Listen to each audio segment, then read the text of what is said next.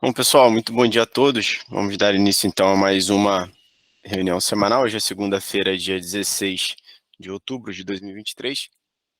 A gente começa, como sempre, falando primeiro do cenário local. A gente teve uma semana que o Ibovespa fechou em alta de 1,39%, cotado a 115.754 pontos. Foi uma semana de baixa liquidez devido aos feriados, tanto nos Estados Unidos quanto aqui no Brasil. A agenda econômica de ambos os países foi marcada pela divulgação de índices de inflação. Aqui no Brasil, destaque para a divulgação do IPCA de setembro. O índice subiu 0,26% no mês, abaixo da expectativa do mercado, que era de 0,33%. Na variação anual, o índice de preço subiu de 4,6% no mês anterior para 5,2%. Os dados confirmam o avanço da desinflação, mas não o suficiente para acelerar o ritmo de corte da taxa Selic nas próximas reuniões, tá? No cenário internacional, né, então, puxando os Estados Unidos primeiro, a gente teve o CPI, que é a inflação ao consumidor, que também indicou um processo de desinflação em curso na maior economia do mundo. O dado apresentou alta de 0,4% em setembro, acima da expectativa de 0,3% do mercado, ou 3,7% no acumulado de 12 meses. Além disso, foi divulgada a ata da última reunião do Fed, que não trouxe grandes surpresas. A ata, junto com o CPI e outros dados, reforçaram que a taxa de juros dos Estados Unidos deve ser mantida em níveis altos por mais tempo.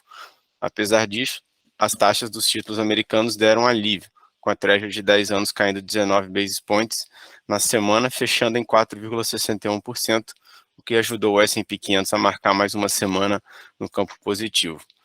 Ainda nos Estados Unidos, tivemos o início da temporada de resultados do terceiro trimestre de 2023. Espera-se uma pequena expansão de 0,6% no ano contra ano nos lucros do S&P 500, refletindo a resiliência da economia americana até o momento. Como tradicionalmente acontece em toda a temporada, os grandes bancos americanos, como o JP Morgan, o Citibank e o Wells Fargo, começaram divulgando seus balanços e superaram as expectativas fortemente. Na China, a inflação também foi tema relevante. O CPI chinês veio estável na medida analisada, enquanto o PPI, a inflação ao produtor, caiu para 2,5%. Com isso, voltaram as preocupações com o fraco crescimento econômico. Por outro lado, notícias de que o governo está considerando mais estímulos econômicos animou os mercados, que fecharam a semana de forma mista. Por fim, o preço do petróleo subiu com o aumento das tensões entre Israel e o Hamas, na faixa de Gaza. A aplicação das sanções por parte dos Estados Unidos às entidades que transportaram petróleo russo acima do preço máximo também pressionou o preço da commodity na semana. O Brent acumulou alta de 5,6%, fechando em $91 o barril. Voltando para o Brasil, nosso índice de fundos imobiliários, o IFIX, apresentou alta de 0,28% na semana e acumula alta de 11,33% no ano. Os FIIs de papel integrantes do IFIX tiveram um desempenho médio de 0,59%, enquanto os FIIs de tijolo tiveram uma performance média de menos 0,25% na semana.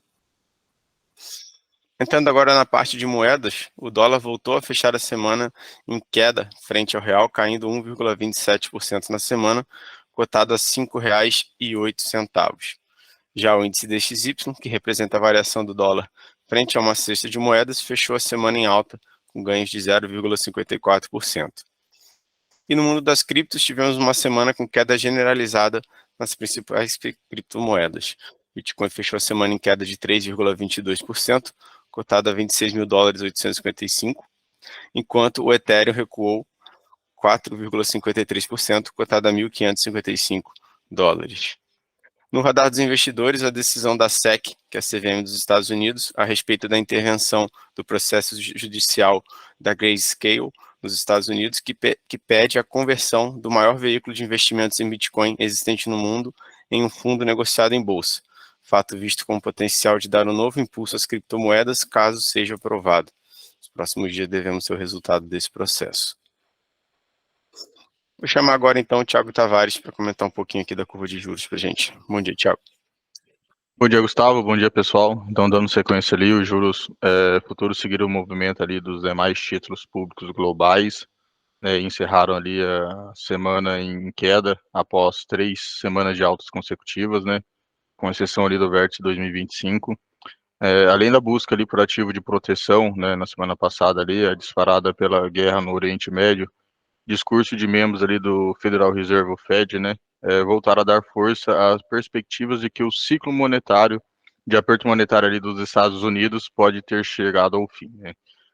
Foi uma semana de um pouco de volatilidade ali nos juros, né, mesmo com um número de negociação um pouco fora da média ali por conta dos 2 feriados, mas mesmo assim, nesse contexto ali as taxas de contratos ali fecharam a semana em queda, né? Então vocês podem ver ali que o DI 24 teve uma queda de menos 0,2%, né? Fechando a semana em 12,21. O DI 25 teve uma alta de 0,41, fechando em 11%. Já o DI 27 e 29 tiveram uma queda de menos 0,68 e o DI 29 ali menos 0,95, né? Na visão do mercado ali, o recente rally ali nas taxas de juros globais é motivado ali por 3 fatores, né. O primeiro ali é basicamente um componente técnico, já que as taxas no Brasil, quanto nos Estados Unidos, atingiram níveis muito elevados na última sexta-feira, onde dia 6, após os dados ali do relatório oficial de emprego ali dos Estados Unidos, né, o chamado payroll. E o segundo ali, há uma dinâmica de aversão a risco nos mercados, né, desencadeada ali pelos ataques terroristas do Hamas ali a Israel, o que impulsionou um movimento de busca por proteção. E por fim, em terceiro lugar, e eu acho que é o mais importante de todos ali, alguns membros ali do FONC ali, o Comitê Federal do Mercado Aberto ali do Fed, disseram que não vê a necessidade de mais aumento na taxa básica de juros, já que a recente elevação na ponta longa da curva ali dos Estados Unidos já está apertada e as condições financeiras e consequentemente ali fará trabalho de conter ali a inflação, né? Mas aqui vale um ponto de muita atenção, já que na própria sexta-feira ali os juros futuros fecharam em alta ali devido aos rumores sobre a comunicação mais duradoura do Banco Central, né, mais dura na verdade, e a divulgação ali do CPI nos Estados Unidos, né. Então os rumores ali indicam que o Banco Central brasileiro teria feito comentários mais duros do que o esperado durante as reuniões com investidores em um evento do FMI em Marrakech, no Marrocos. Como resultado ali, o mercado controlou suas expectativas em relação à aceleração do ritmo de corte na taxa de juros pelo Banco Central, o que elevou os vértices curtos e intermediários da curva de juros a um avanço com maior intensidade. Então, vale um ponto de muita atenção aqui, tá, galera? E importante notar também que após o índice de preço do consumidor amplo ali, o próprio IPCA, igual o Gustavo comentou anteriormente ali, né, que acabou fechando em 0,26, com uma expectativa de 0,33 pelo mercado, os juros futuros avançam em todas as estruturas da curva de juros. E a própria leitura ali mensal do CPI do mês de setembro nos Estados Unidos mostrou que a inflação avançou 0,4% em setembro, ligeiramente acima das estimativas do consenso.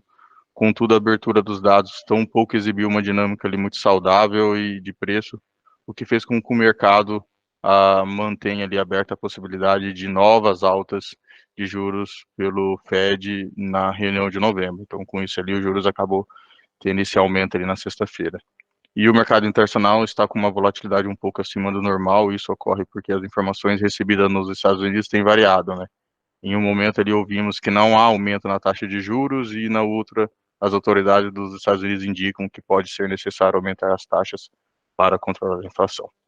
E na agenda semanal ali, o discurso dos membros do Fed e dos dados da atividade dos Estados Unidos e da China deve ajudar a moldar o humor do mercado durante a semana, né? Na terça-feira ali, o Departamento do Comércio dos Estados Unidos apresenta o volume de venda nos varejo americano, referente ao mês de setembro, e a China divulga o seu PIB referente ao terceiro trimestre, né? Já na quinta-feira ali, o Banco Central chinês divulga a decisão da taxa de juros ali na segunda maior economia do mundo. Isso é um ponto bem importante também no decorrer da nossa curva de juros aqui no Brasil, tá?